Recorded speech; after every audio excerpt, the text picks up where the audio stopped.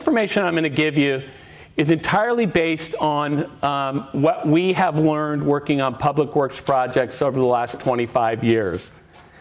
You are going to go to projects, and I'm going to continuously pick on the airport today because they're here and they can argue back with me. So I may say something, and I may say, you may go to the airport, and I may tell you have to do A, the airport may tell you have to do B.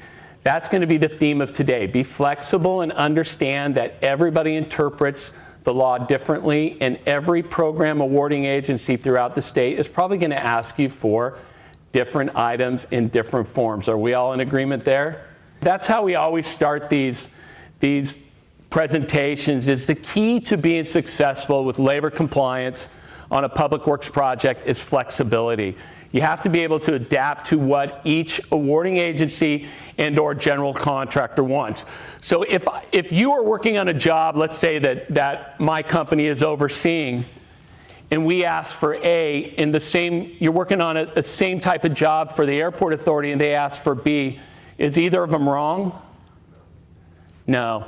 It just is the nature of the beast that you are going to be asked for a lot of different things that's going to be interpreted a lot of different ways. What today is going to do, today is going to give you a little bit of information to have a little bit of ammo or institutional knowledge of labor compliance to go ahead and say, well, you know, I know you want B, but I really believe you should be asking for this. Or let's say you're anybody from Balfour Beatty here, because Balfour is another one that I always use as GC or CW driver. Or Balfour may say, hey, you know, you're not doing this right. And you can say, well, you know, I think I am doing it right, and here's why. So hopefully at the end of this, you'll be able to do that. So we always start off with the general questions. So prevailing wage and apprenticeship compliance, who's responsible? Standard number one question, who is responsible to ensure that you meet the requirements and do it correctly? You. You are responsible for ensuring you do it correctly. You take responsibility when you come onto a public works project when there's labor compliance rules and regulations, right? I like to use the term buyer beware, just like anything else. You're responsible for it. No one's making you bid on a public works project. No one's saying you have to do this. You are taking it upon yourself to work on a public works project. A lot of times I get phone calls from people saying, well, nobody told me this. I didn't realize I had to do this. I didn't know this. I think, Yolanda, we've talked about this before. It's the same difference. I always tell them, I'm sorry, but you should have known the rules and regulations before you bid on a public works project. So that's really important to understand that you are responsible for what you do. So throughout this presentation, I'm going to be asking some questions, just some questions that I get from people all the time about public works. This one is, the prevailing wage rate for our classification is $25 base rate, $10 fringes, for a total base salary rate of $35. But we pay an extra $1 into our health fund, and we give them a $1 an hour extra vacation payment. Everyone follow me here? Therefore, we pay $23 base rate, $12 fringes, for a total of $36. Above prevailing wage, they're all good, right? What we're trying to get you to do is think here, can you underpay the basic hourly rate, yes or no? No. No. Yeah, you can. Yeah, you can. Can you move it around and pay it into fringes in various other ways to do that? Can you do that? Yes, you can. So here's the reason we put this at the beginning, because this is one of those weird ones, right? Labor compliance, you start off on the project, everything's good, everything's solid, then all of a sudden you hit something like this and you're what the heck. Technically, you should never underpay the basic hourly rate, right? You just never want to mess with that. But if you're under a collective bargaining agreement and you have certain specifications under your collective bargaining agreement that allows you to take a credit against a basic hourly rate, you can do it. Such as, anybody from Northern California? No? Northern California sheet metal workers allow you to take a $2 credit against your basic hourly rate to pay for extra pension. So again, this is the reason we show this, is that everything is black and white until you hit the gray area, which is this. Now don't worry about the math, right? The math is a little off. But yeah, you can underpay the basic hourly rate. It's very, very small circumstances that will allow you to do that.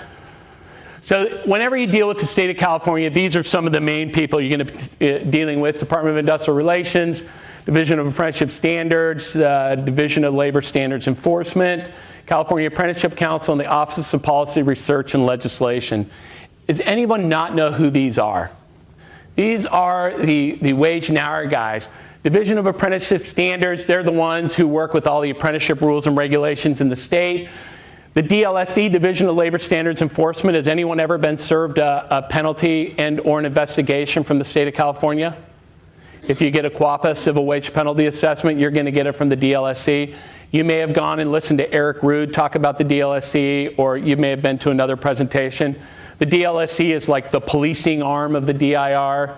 The California Apprenticeship Council is a council that kind of oversees apprenticeship. And the Office of Policy, Research, and Legislation, they are the office that basically does the research as it comes to prevailing wage and setting the prevailing wage amounts. And if you ever have a question about classification and or increases or anything like that, you're going to call that 415 number. These are basically the people you're going to be talking to. Who here knows about ECPR? Did anybody come here hoping to hear about ECPR? Anybody having trouble with ECPR? Anybody know what ECPR is? Right?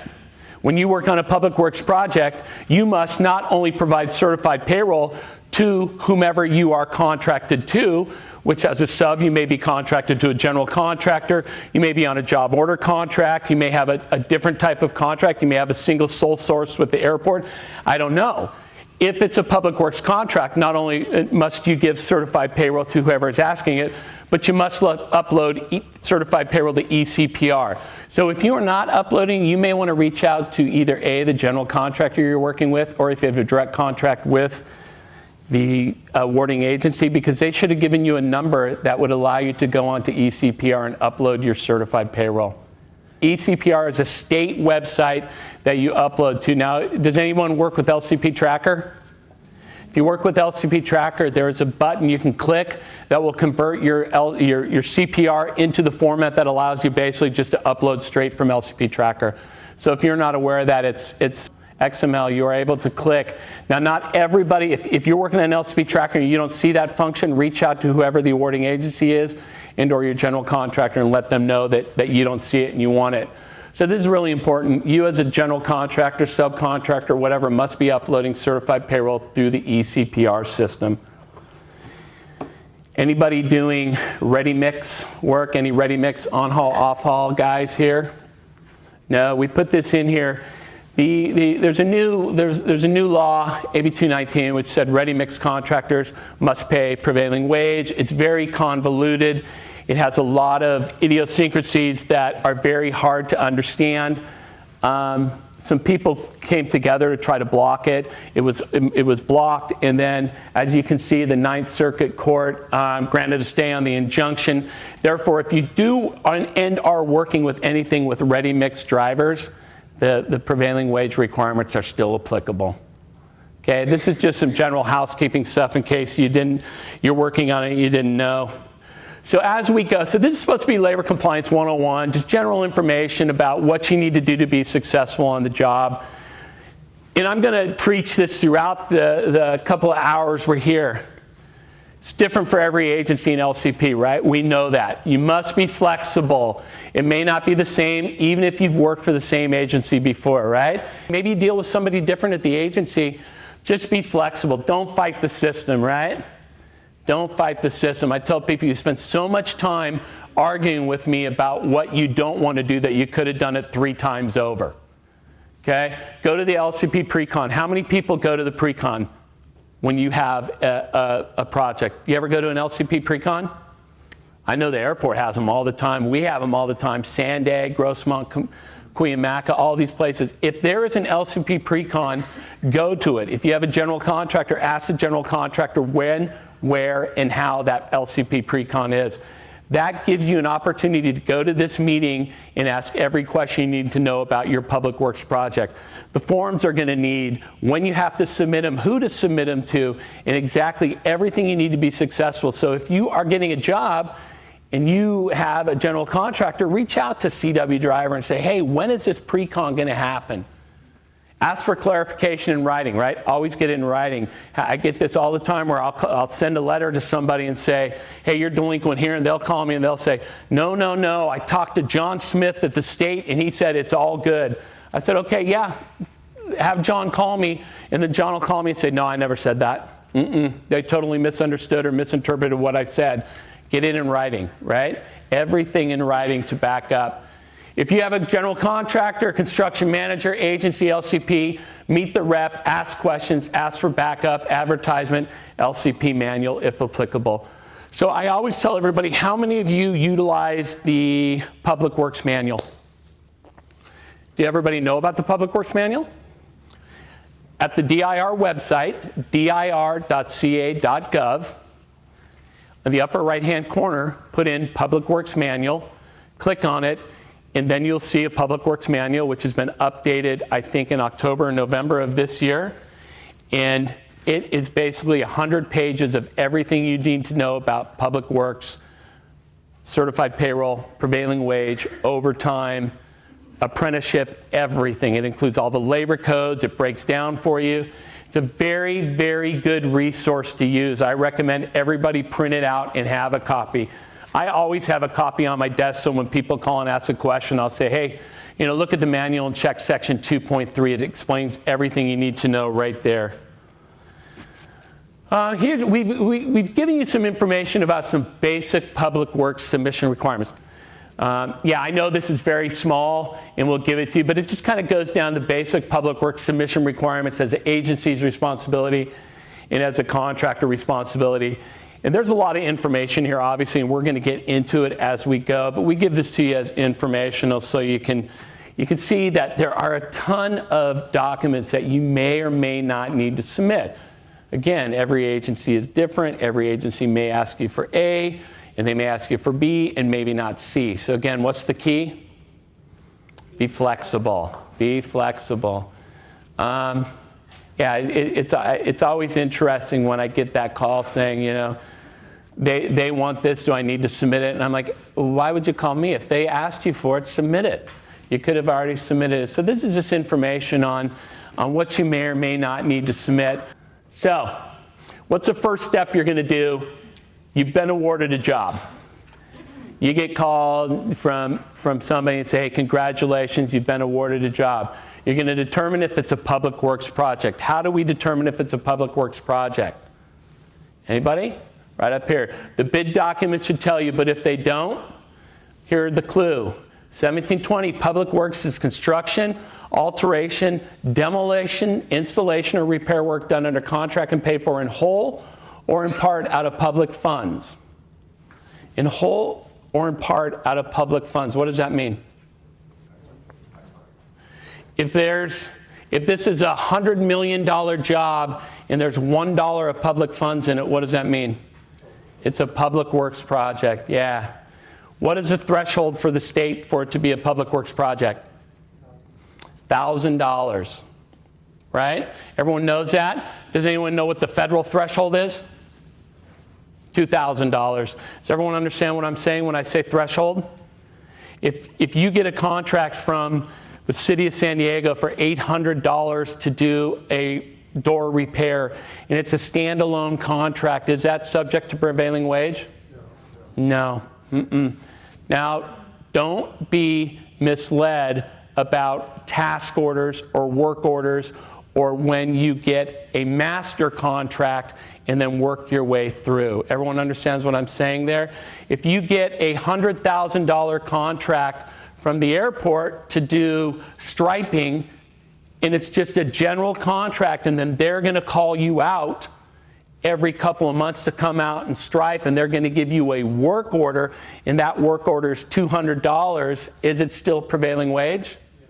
Yes, because your master contract is more than the limit. Now we're going to get into apprenticeship rules and regulations a little bit there as well, because there's some limits that determine whether you are going to be required to do the apprenticeship compliance as well. So you really need to make sure you understand these thresholds and understand if it's a public works project and whether you're going to be required to pay prevailing wage on these projects. So let's say I'm the general contractor and I have a general contract for $1 million. you're my flooring subcontractor and you have a contract for $800, the contract that sets the prevailing wage is my contract. So you may be under $1,000, you're still subject to prevailing wage. If I'm the general contractor and I just have one-time general contract for $800 and you have a contract under me for $200, no prevailing wage. Everyone understand that? This screws a lot of people up. You could be a fourth-tier sub coming out to hook up a communication system, and if that's the case, your contract doesn't necessarily set what the prevailing wage regulations are. The general contract or the overall contract for the project sets that. Is maintenance considered public works? What does everyone think? Yes. Did I hear a yes from the airport authority? Yeah. I would say, so here's the beauty, right? You're going to go to the airport and they're going to tell you maintenance is covered. You're going to come to me, I'm going to tell you, yeah, maintenance is covered unless it's regular and routine maintenance such as house cleaning or something of the sort like that. Now, if they're paying you out of public funds to come and work on an elevator, something like that, then yeah, that is a covered type of work. Now, you may go down to another awarding agency who will interpret it completely different and say, nah, don't worry about maintenance. You need to ask and make sure that you get that in writing if they direct you to not pay prevailing wage for that. Maintenance, other than ongoing and routine maintenance such as cleaning and that sort of stuff, is definitely covered work. So the question was porta potty cleaning, routine and regular maintenance, is it covered? Again, go back to the front, ask the awarding agency if they are expecting to see certified payroll for that duty, and then follow whatever they do. So the question is warranty work on a public works project. Anybody do warranty work? You pay prevailing wage when you go do it? Somebody said yes, somebody said no. And I'm sorry to keep putting the airport on the spot here, but let me tell you, the airport, who's worked for the airport authority? Those guys are wonderful too, right? They do a great job. The whole team back there knows their stuff. And we correspond all the time and bounce things off each other. So unfortunately, they're here, so I pick on them or ask them because they are a big agency and represent a lot of work in San Diego County. So you kind of get, a couple different views from industry experts doing it. So if they got to come back 8 months later for warranty work, would you ask for a certified payroll? Yeah, I would too. Yeah. If you finish a job and then are called out for warranty work 8 months later, the rate that was for that project, she's saying, is still in effect because technically you're doing warranty work on a public works contract that has already been bid. You've been out on a project, you stop, you close your books, everything's done, no more certified payroll. 6 months later, you're called out for 2 hours of work. Does that become payroll number one? How do you do that? So what I'm telling you is you've got to go back to your last payroll, amend that as a non-final, submit non-performance until you hit the time you work, and then number that certified payroll, whatever the next number is, and then submit it, and then submit another final. I'm talking if you're working for, let's say, the airport authority, and you guys jump in if I'm misquoting you here, and you're done. Are you on LCP Tracker? You're on LCP Tracker. You submit payroll number 5 as a final, and they close you out and you're good, and then you go down 8 months later, you've got to call them and say, I'm coming back out, reactivate me if you're deactivated, and then you've got to change number 5 to take it off final, submit whatever the non-performance is, and then submit another certified payroll, then we'll mark that as final on LCP Tracker. ECPR is another story. Quite frankly, I don't know how they want you to do it. But I would make sure you do something so that you can show you did it. Some stuff so that is covered, design and pre-construction on site, cleanup at the job site. So if you guys have somebody coming out to do cleanup during the job, is that covered work? Totally covered work, okay?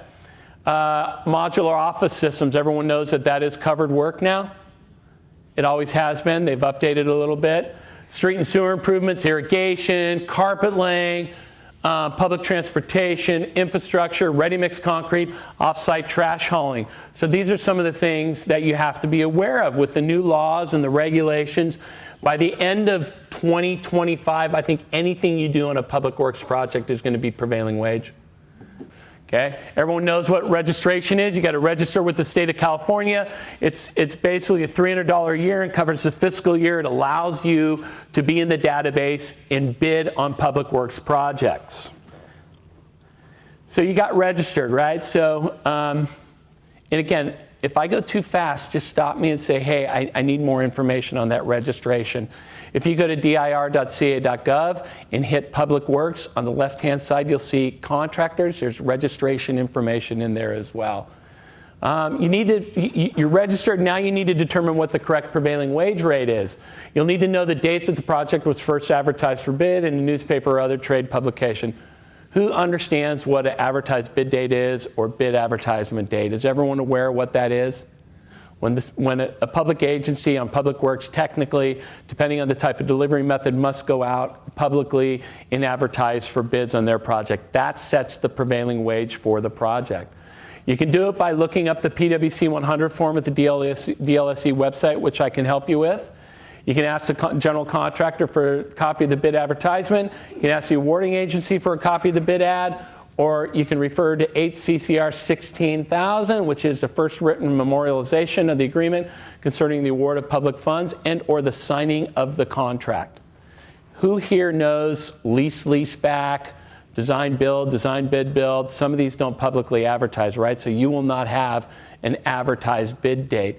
You need to work with the general contractor and or the awarding agency to see how they interpret the law and what advertised bid date, in theory, they are enforcing. Has anyone ran into this problem where you can't figure out the wages because the awarding agency won't tell you what wages to use, right? So are you always good using the most current wages? No. Let's be clear, the most current wages are not always the applicable wages to your project, and the most current wages may or may not even be higher than wages that were issued 1, 2, 3 years ago based upon predetermined increases. Everyone understands that? And we'll get into that a little bit. You need to do your homework to get the information to be successful when it comes to the prevailing wage. And we're going to get into how to look up some of this stuff as well.